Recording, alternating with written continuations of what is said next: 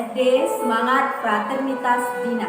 Hari ini berjumpa lagi dengan Ibu Ika Febrina Buginting dengan mata pelajaran PKK.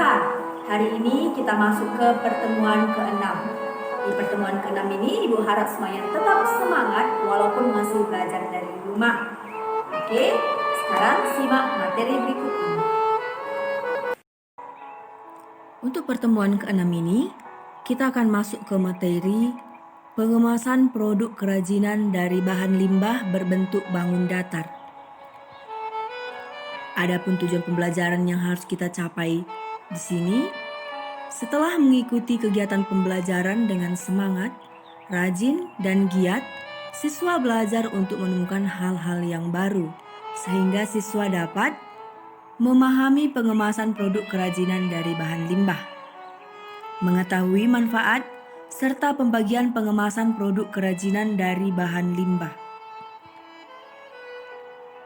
Tujuan dilakukannya pengemasan produk kerajinan adalah: yang pertama, kemasan memenuhi syarat keamanan dan kemanfaatan, di mana di sini dimaksud bahwa kemasan melindungi produk dalam perjalanannya dari produsen ke konsumen.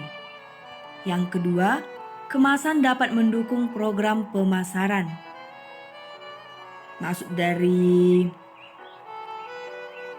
mendukung program pemasaran ialah melalui kemasan identifikasi, produk menjadi lebih efektif dan dengan sendirinya mencegah pertukaran oleh produk lainnya. Jadi maksudnya di sini perbedaan produk yang satu dengan produk yang lainnya itu bisa dibedakan dari kemasannya. Yang ketiga, kemasan merupakan suatu cara untuk meningkatkan laba perusahaan.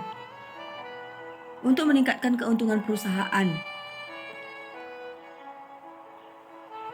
Ya, di sini dimaksudkan bahwa kemasan juga salah satu daya pemikat ataupun daya tarik konsumen untuk membeli suatu produk itu.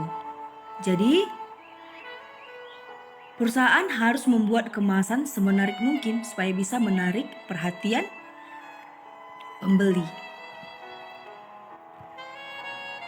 Manfaat pengemasan produk kerajinan yang pertama, produk-produk yang dikemas biasanya lebih bersih, menarik, dan tahan terhadap kerusakan yang disebabkan oleh cuaca.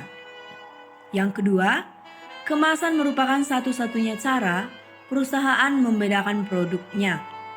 Yang ketiga, kemasan yang menarik dapat memikat dan menarik perhatian konsumen. Yang keempat, kemasan dapat menambah nilai jual produk. Jenis bahan kemasan produk kerajinan itu terbagi menjadi 3. Yang pertama itu adalah kemasan kertas. Kemasan kertas merupakan kemasan fleksibel yang pertama sebelum ditemukannya plastik dan aluminium foil. Saat ini, kemasan kertas masih banyak digunakan dan mampu bersaing dengan kemasan lain, seperti plastik dan logam, karena harganya yang murah, mudah diperoleh, dan penggunaannya yang luas. Contoh kemasan kertas bisa kalian lihat pada gambar di bawah ini. Dan masih banyak kemasan-kemasan kertas yang lainnya, bukan hanya yang pada gambar ya anakku, masih banyak contoh yang lainnya. Hanya saja, kelemahan kemasan kertas adalah sifatnya yang sensitif terhadap air dan mudah dipengaruhi oleh kelembapan udara lingkungan. Yang kedua, kemasan kayu. Kayu merupakan bahan pengemas tertua yang diketahui oleh manusia secara tradisional.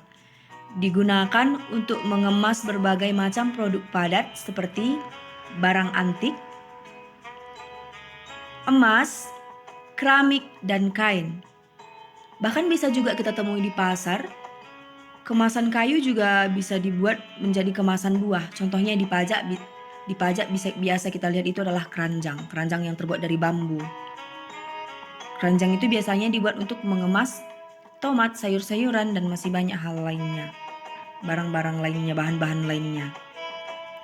Contoh kemasan kayunya dapat kalian lihat pada gambar. Di sini Di sini dibuat kemasan kayu itu yang mengemas bahan antik ataupun jam.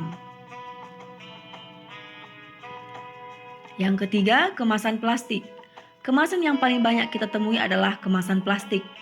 Beberapa jenis kemasan plastik yang dikenal adalah polyethylene, polypropyler, polyester, nilon, dan vinyl film. Produk karya kerajinan yang siap dipasarkan sebaiknya dikemas dengan baik agar terlihat lebih menarik dan terlindung dari kerusakan. Contoh kemasan plastik dapat kalian lihat pada gambar di bawah. Dan masih banyak hal produk yang lainnya yang dikemasani oleh plastik. Contohnya bisa kita temui di Indomaret, pasar, dan masih banyak di tempat yang lainnya ya. Kemasan plastik bukan hanya dibuat untuk pengemasan barang-barang antik, tapi untuk makanan juga banyak.